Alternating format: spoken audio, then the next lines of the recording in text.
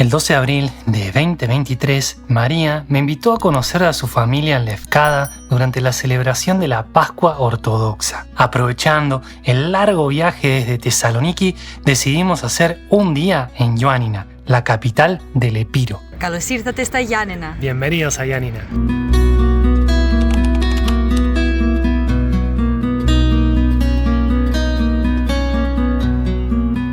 En la antigüedad, la zona era dominada por Dodona, una de las ciudades más importantes del Epiro que tenía un famoso oráculo, quizás el más importante después de Delfos. Es recién en la época bizantina del emperador Justiniano I cuando se cree que se funda la ciudad a las orillas del lago Pambótida. La primera referencia a la ciudad aparece en el año 878 y su nombre se cree que está asociado a San Juan Bautista o posiblemente a un monasterio cercano dedicado al santo. Los normandos de Sicilia atacaron entre los siglos XI y XII al Epiro bizantino, causando el terror en Ioánina. ¿Vamos adentro?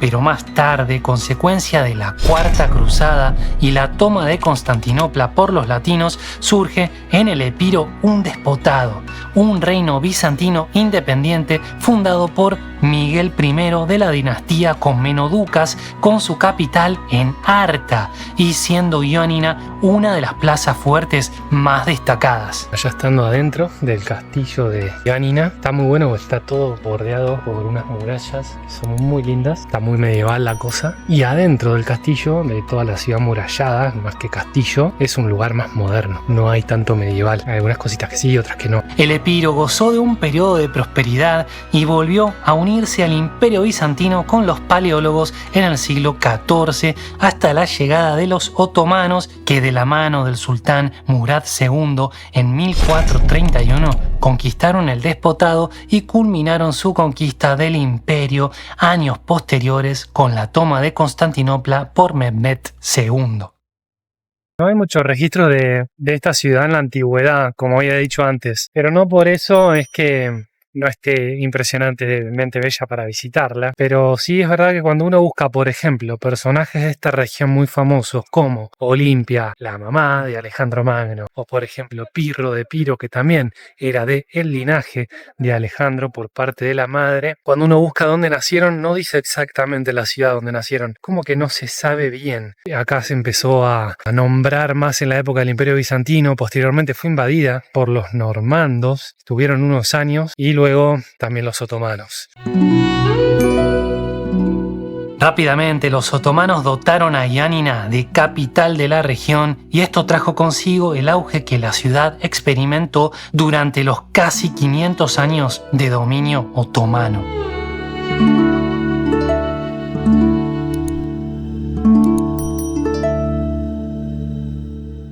La rebelión de Dionisio el filósofo forzó a que la población griega fuera expulsada de las murallas y creciera fuera de ellas. Las conexiones comerciales y culturales con Occidente florecieron tanto que hasta llegó a conocerse a Ioánina como la ciudad de las letras. La convivencia entre las diferentes religiones fue pacífica y todo esto sentó las bases para que Alí Payá hiciera de Ioánina un centro político destacado y semi-independiente hasta el punto de querer rebelarse del mismísimo Imperio Otomano en 1820 y ser asesinado 2 años más tarde. Fue durante su reinado cuando la ciudad alcanzó su máximo esplendor.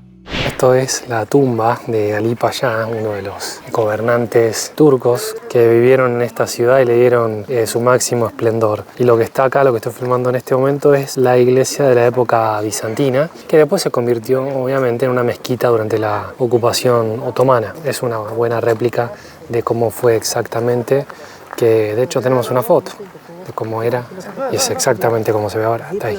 Alí Payá fue obviamente asesinado por la rebelión que aconteció durante su reinado en contra del Imperio Otomano.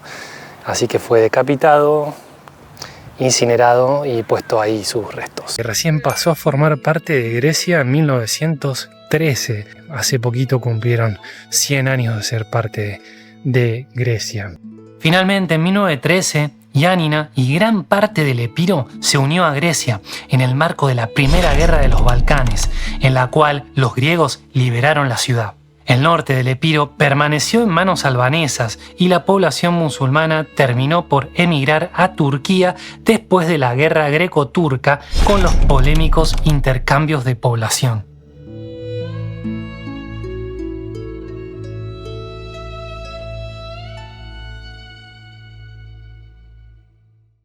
Bueno, luego de haber recorrido ya bastante lo que sería la parte amurallada de la ciudad, justo en esta zona en la que estoy está haciendo obras, así que voy a decir esto con la mejor de las esperanzas. La sensación que te da cuando venís a Yanina tiene un potencial tremendo que aún no ha sido explotado. Esto de tener toda la fortaleza rodeada, o sea, toda la ciudad amurallada, con ruinas que son mezcla de bizantinas, otomanas, todo un lago que lo rodea, hay muchas cosas muy pero muy lindas. Yo cuando vi toda esta muralla para entrar a esta ciudad, adentro yo me imaginé algo como Carcasona o como Rodas. Rodas lo tiene, que es una ciudad griega. Vos entrás y es completamente medieval la cosa, y aparte tenés montones de lugares para comer, hay vida, mucha vida, aparte de que es súper medieval.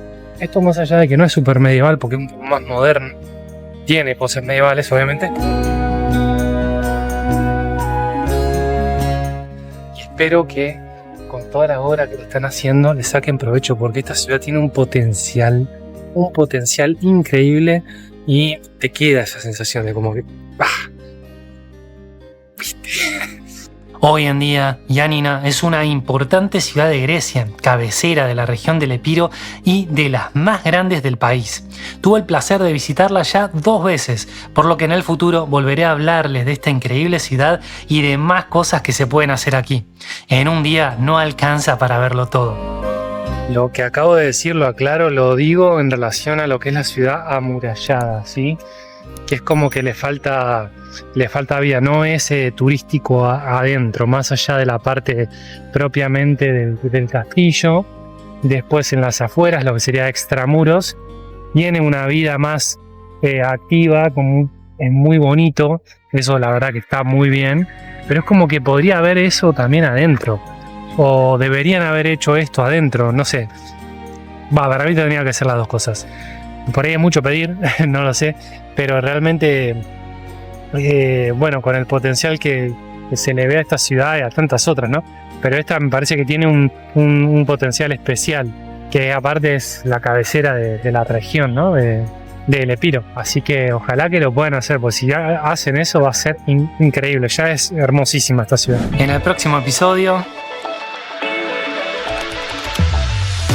Y ahora sí, estamos listos para nuestro siguiente recorrido, la isla de Lefkada.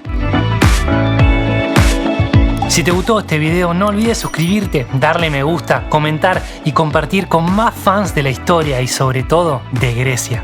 Y si querés apoyar aún más el canal, considera unirte a esta comunidad de ciudadanos del mundo y de filelenos por un precio mínimo mensual y acceder a más beneficios.